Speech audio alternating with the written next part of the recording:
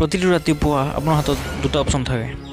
এটা হ'ল আপুনি আকৌ টোপনি যাব আৰু সপোন চাই থাকিব, আৰু আনটো হ'ল আপুনি সাৰ পোৱাৰ লগে লগে উঠি সেই সপোনৰ পিছত দৌৰিব ষ্টাৰ্ট কৰি দিব। নমস্কাৰ বন্ধুসকল, মোৰ নাম কৌশিক চৰকাৰ আৰু আপোনালোকে চাইছে কৌশিক ফেক্টছ।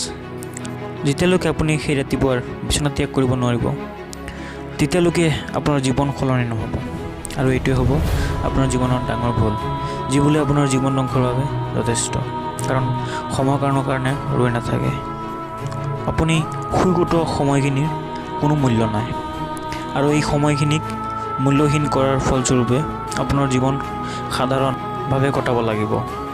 গতিকে অসাধাৰণ এটি জীৱন কটাবলৈ হ'লে সময়ক মূল্য দিয়ক, সময়ৰ কাম সময়ত কৰক। ৰাতিপুৱা সপোন নেদেখি সপোন বাস্তৱ কৰাৰ চেষ্টাত লাগি থাকক, আৰু এই চেষ্টাই এদিন আপোনাৰ জীৱন সলনি কৰি দিব, যিটো আপুনি সপোনত দেখিছিল। এই ভিডিঅ'টি চোৱাৰ পিছত সিদ্ধান্ত আপোনাৰ হাতত। যদি আপোনাৰ সিদ্ধান্ত হয় সেই সপোন বাস্তৱ কৰা, তেতিয়াহ'লে এলাৰ্ম বজাৰ আগতেই উঠি যাওক।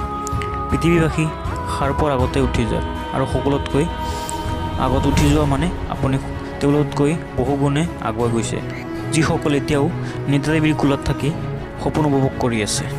গতিকে সপোন উপভোগ নকৰি বাস্তৱ কৰক, আৰু সময়ৰ সঠিক মূল্য দিয়ক।